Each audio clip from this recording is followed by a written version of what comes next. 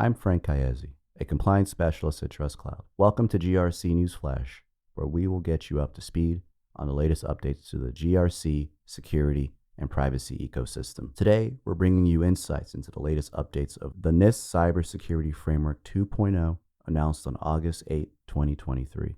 We'll dive deeper into its intricacies, focusing on key aspects that stand to reshape our approach to cybersecurity. The NIST Cybersecurity Framework, known as NIST CSF, is undergoing a significant transformation, and every private sector entity, from emerging enterprises to global conglomerates, must take heed. Originating in 2014 and receiving an update in 2018, the NIST CSF emerged from a presidential directive that sought to amplify cybersecurity defenses within essential infrastructures. Its mission has always been formidable, facilitating organizations to accurately gauge, navigate, mitigate, and communicate cybersecurity vulnerabilities and risks. The NIST CSF's role is paramount. Beyond serving as a federal reference, it has garnered endorsement from both state and international governments. Prominent global corporations have integrated the NIST CSF as an integral element of their cybersecurity strategies and programs. When cybersecurity concerns reach legal avenues, guess what? The NIST CSF often becomes a defining standard.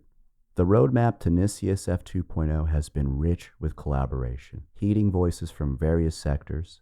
NIST in 2022 actively sought inputs and even orchestrated workshops to assimilate diverse and different perspectives. The takeaway? A consensus on the framework's need to resonate with technological momentum, furnish clearer implementation strategies and guidelines, and lend a magnified focus to supply chain cybersecurity.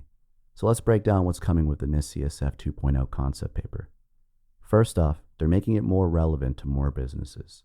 This is all about putting a spotlight on how companies make decisions around cybersecurity. And with all the recent cybersecurity attacks on supply chains, it's no surprise that NIST is doubling down on keeping things safe.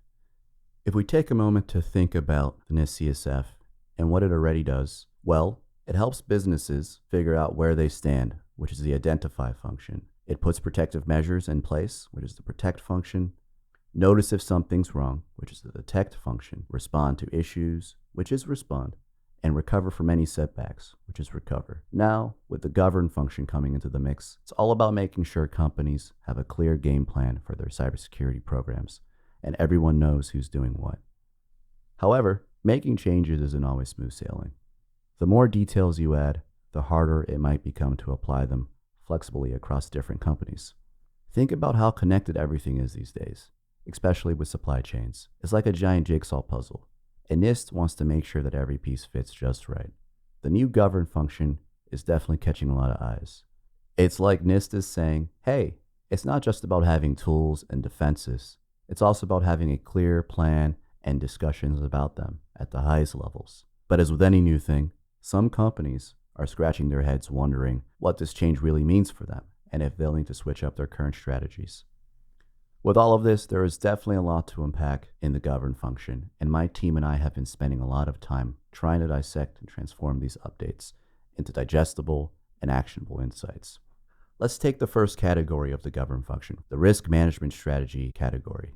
This revolves around the organization's priorities and constraints, risk appetite, and assumptions, all designed to address operational risk decisions. The first subcategory, GVRM01. Here, the emphasis is on establishing risk management objectives that are in alignment with organizational stakeholders. For instance, during annual strategic planning or in the face of significant changes, updating both near-term and long-term cybersecurity risk management objectives becomes pivotal. The goal is to derive measurable objectives for managing risks, such as ensuring superior user training quality or ensuring comprehensive risk protection for those industrial control systems, for example. The active involvement and agreement of senior leaders ensures that these objectives serve as a metric for managing risk and performance.